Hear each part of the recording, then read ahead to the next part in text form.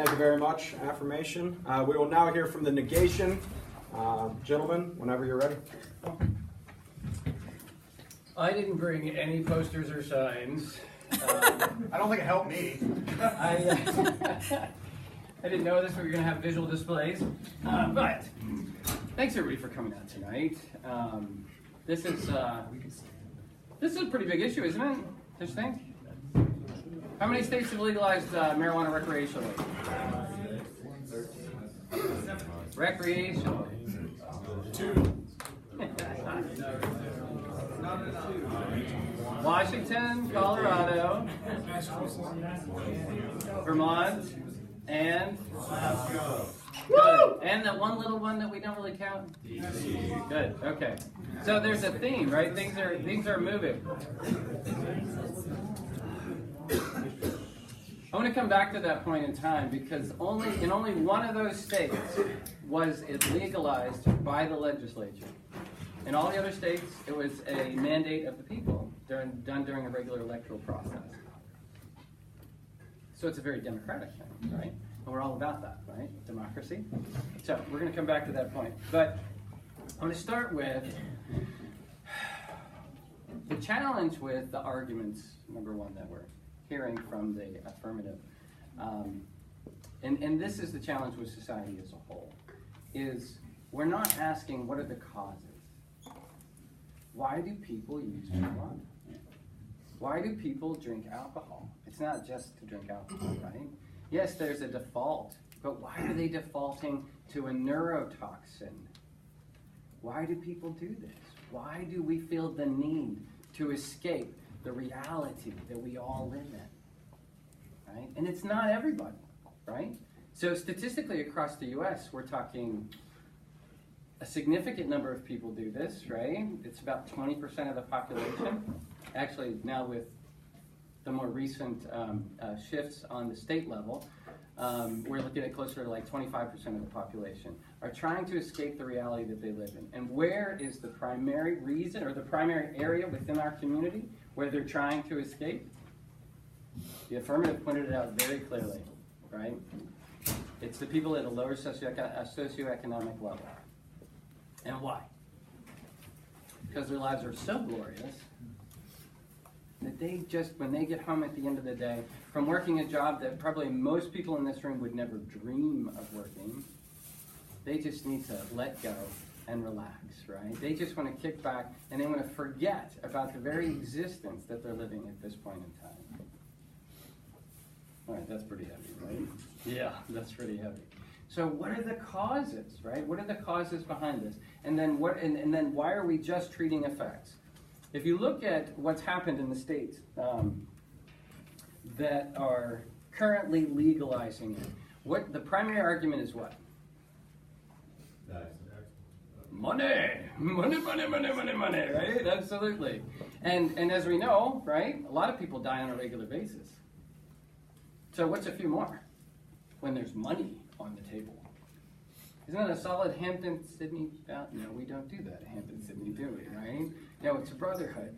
It's about caring about your community. It's about caring about the people, right, that you are, that you live with, that you engage with, right? And hopefully, as my partner reminded me earlier, that there's a moral underpinning to the legal system, right? The social contract that we have with our government that says it's here to help protect us, even from ourselves. So this is something really important to think about when you're thinking about legalizing yet another drug that leads to more deaths, right? And the death thing is real. So since, and these are actually early stats, they've actually gone up, but we found in Colorado, and this is one of the major problems, right, is cognitive development in teenagers. The 12 to 17-year-olds have gone up, almost doubled in the youth that are regular marijuana users, regular users. And in a national survey that was done last year, 20% of all high school students are regular users of marijuana. You're going, yeah, right, I remember. You know, that kid in class that always showed up and had a big smile on his face? Yeah, absolutely, that's right.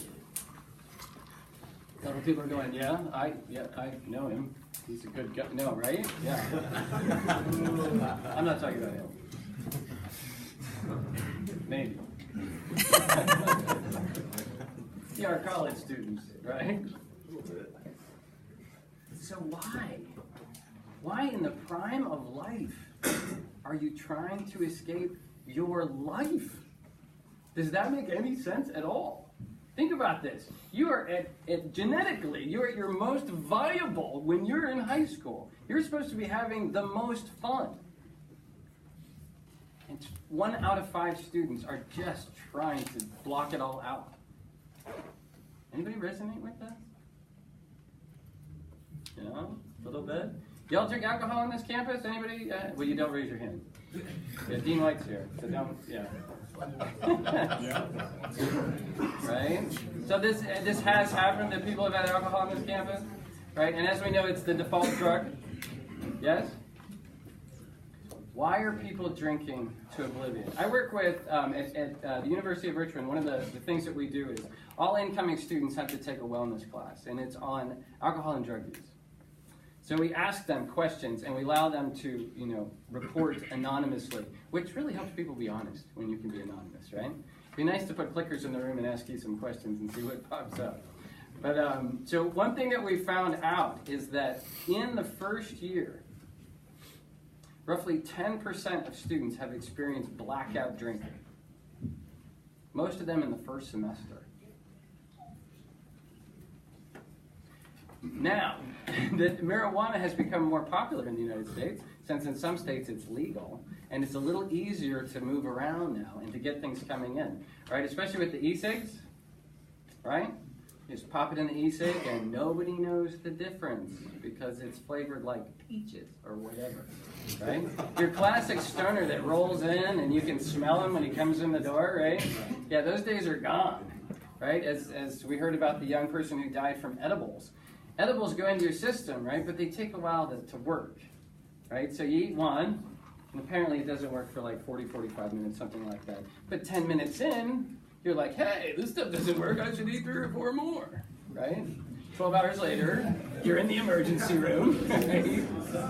Yes, because now it has to go through an entire different system, right? Smoking it is difficult enough, but once we're ingesting it, it changes the game entirely. So the danger has increased, and the availability to young people has become a significant problem. Colorado, after legalization, became 3rd in the nation with 56% higher than the national average of teenagers using marijuana. That's underage. Oh yeah, we're going to regulate it to 21. No, absolutely, we're going to do that. Yeah, because it worked with alcohol, right? Right? All right. Drug-related suspensions, expulsions, 40% from school years. Positive THC urinalysis test for students on probation between 12 and 17 increased 20% just in the first 2 years. Okay? So it's getting down to the kids. And let me talk about that just a little bit more. Right? So, neurocognitive development among adolescents using cannabis, it's a serious issue. And why? Right? Because it adversely affects the natural reward system, causing the person to become dependent upon the drug in order to achieve a normal level of happiness and reward, which is our natural process. You guys study dopamine in the brain and how it functions, the natural reward system? Well, if you engage in this at a young age when your brain is still cognitively developing, and I know half of you are really scared right now, and it's okay, because staying off of it for a long time can manage it, but it takes years. All right, so the thing is that when you do this, right, and that reward system is built in there as a part of our evolutionary process. It's why we are who we are today, is because of this active reward system. So when you eat something that tastes really good, how do you feel? You feel great. And the dopamine floods, right? Life is good, because you just ate something that you really enjoyed. Marijuana have the same effect? Of course it does, right? But it's artificial. It's coming in from the outside. And so what it does is it negates the body's ability to manage that. So this is the reason that when you have to When you're coming to college and your supplier at home is no longer your supplier and you're searching for that new person, right? And you're going through a period of cessation, it leads to depression, anxiety, panic attacks, anger issues, right? When they're using marijuana at a young age, and even as adults, we don't learn how to emotionally regulate ourselves, which leads to all kinds of problems in the workplace. It leads to larger problems in society, okay? So my suggestion here, right, is that